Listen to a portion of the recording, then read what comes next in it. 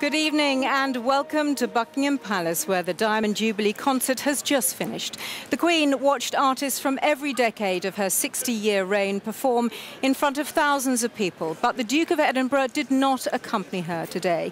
He's in the King Edward VII Hospital in central London tonight with a bladder infection. Buckingham Palace says he'll be kept in for observation for a few days and was disappointed to miss the show.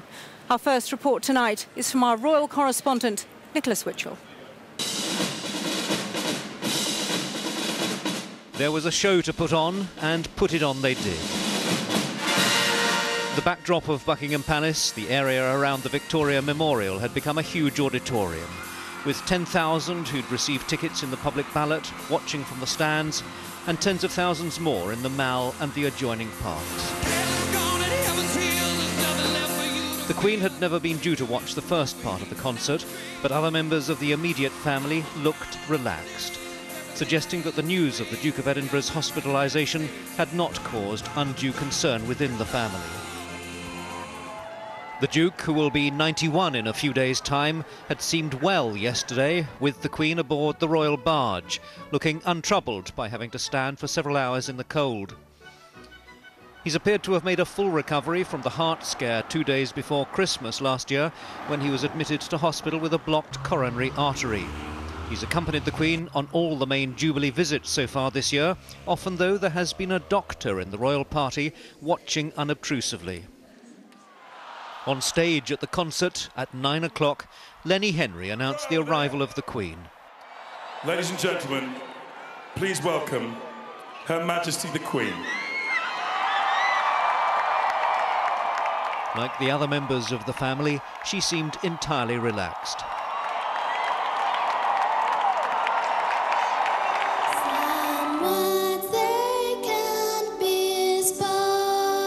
Singers and performers from the Commonwealth paid their tribute from an international fraternity of nations which, for 60 years, has been so close to her heart. Diamonds are forever. Dame Shirley Bassey sang, naturally enough, about diamonds.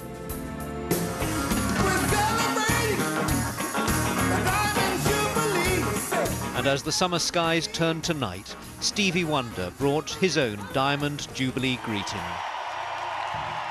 So live and let die.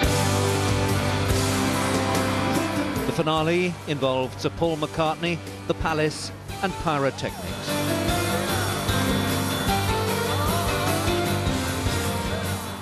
The Queen was escorted onto the stage, and the concert was told by the Prince of Wales that one member of the royal party had unfortunately been absent. The only sad thing about this evening is that my father couldn't be here with us, because unfortunately he is taken on well. But, ladies and gentlemen, if we shout loud enough, he might just hear us in hospital and get... The Queen lit the national beacon. It had been a night when she hadn't expected to be without her husband, as she will be again tomorrow, and yet she was surrounded by the warmth of this Jubilee concert. In 4 minutes, all set to glorious music. Let's enjoy it. Well, Nick's here, and Nick, mixed emotions, of course, for the royal family today. Yes, they were clearly enjoying it, and as I was saying there, they all looked relaxed, including the Queen, and she was enjoying it. But there will have been disappointment, and there must be concern, but I don't think that it is serious concern, judging by the mood, what we're hearing from Buckingham Palace. I think it will be more pronounced tomorrow during the national service of Thanksgiving at St. Paul's Cathedral. I think the Queen will miss his presence there. That, for her, will be an important, a solemn occasion, and she would, of course, she'd want her husband to be beside her all the time, but particularly tomorrow for that service of Thanksgiving.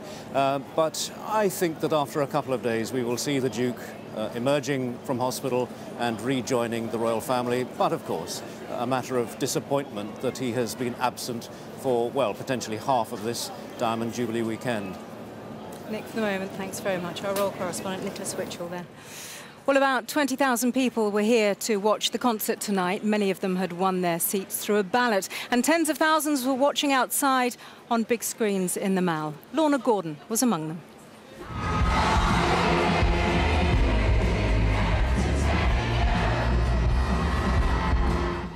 The music started, and so did the party.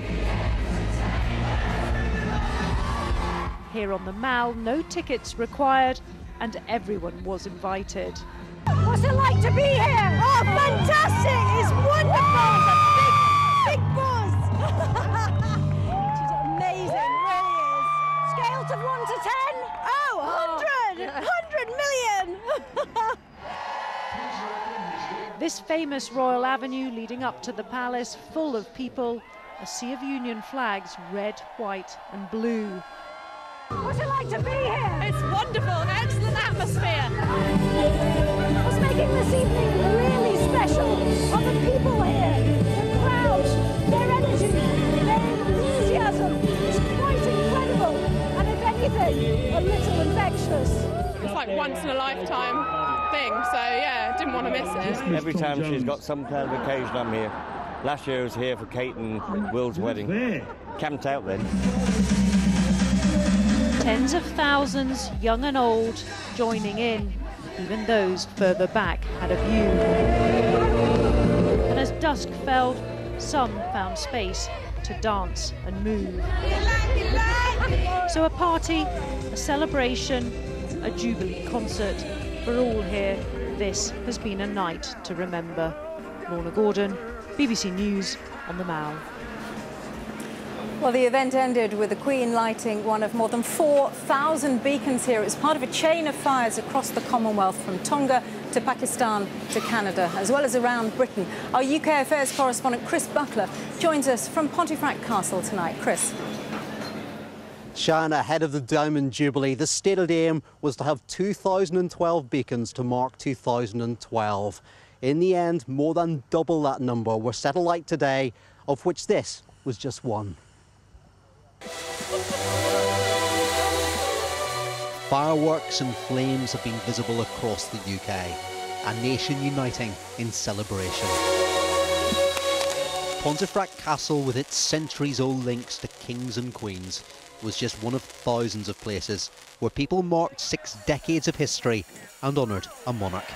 Beacons, a symbol of that respect. Brilliant. It's a bringing together of communities, it's a solidarity, it's, I don't know, it's like a light, a beacon joining the whole nation. I've had a queen now for 60 years and she's fantastic. Yep.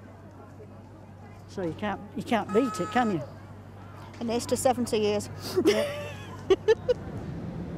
Fire was seen from hilltops and historic locations, a flame from the castle lighting up Edinburgh.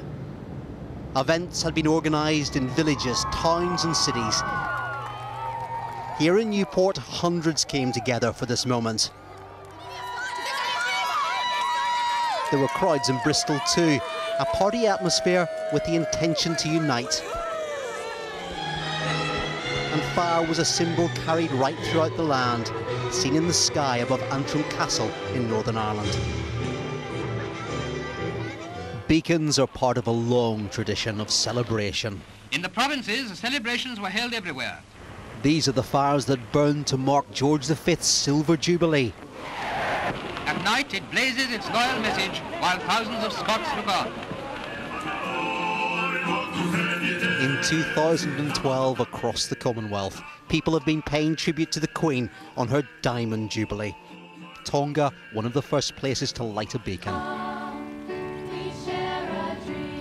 And in Canberra, the Australian Prime Minister lit the beacon at Parliament House. The chain of flames around the world and around this nation was completed in London, the last of the beacons lit by Her Majesty, the Queen, at the very heart of the events organised in her honour. There's no doubt that events in the capital were spectacular, but it's hoped by having these beacons and events right across this Diamond Jubilee weekend, across this country, it was hoped that as many communities as possible would have the chance to take part in the celebrations. Shan. Chris, thank you. Chris Buckler from Pontefract Castle. That's it from Buckingham Palace. A lot quieter now. Thousands of people have already streamed home after tonight's Diamond Jubilee concert. The Queen watched with other members of the royal family, but as we've been hearing, the Duke of Edinburgh missed the event tonight.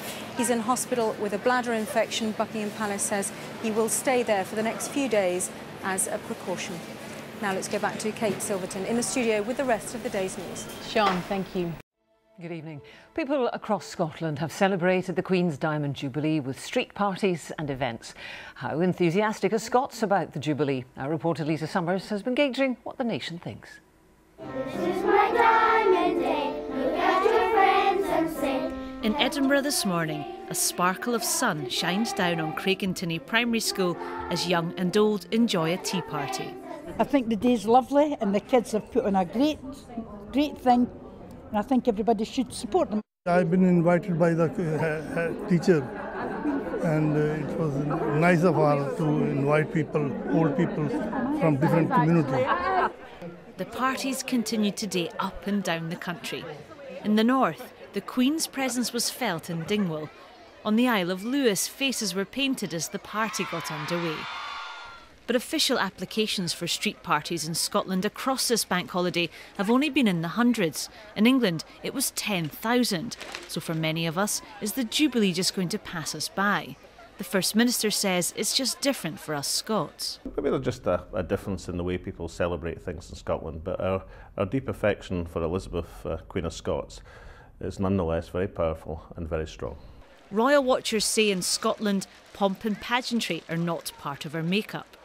Well, the Scots have always downplayed things. We never make a fuss about the monarchy or big things like this because I think the majority of people rather subtly love the idea of the monarchy being there, but they're not going to make a big fuss of it and they're not going to kowtow to it perhaps the way they do in the south. But there are some who really like to enter into the spirit, who can resist a party in the sun and an ice cream.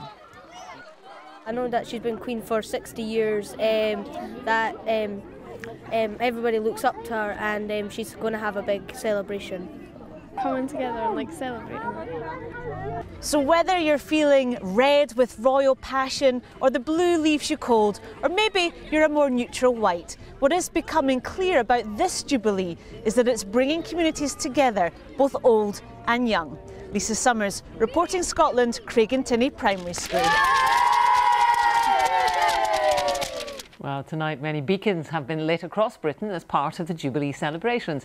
One of them was lit in the capital, and our reporter James Cook was there.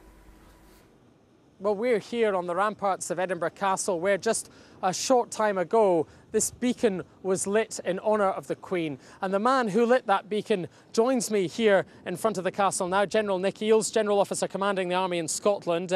How did it feel the moment when you lit the beacon?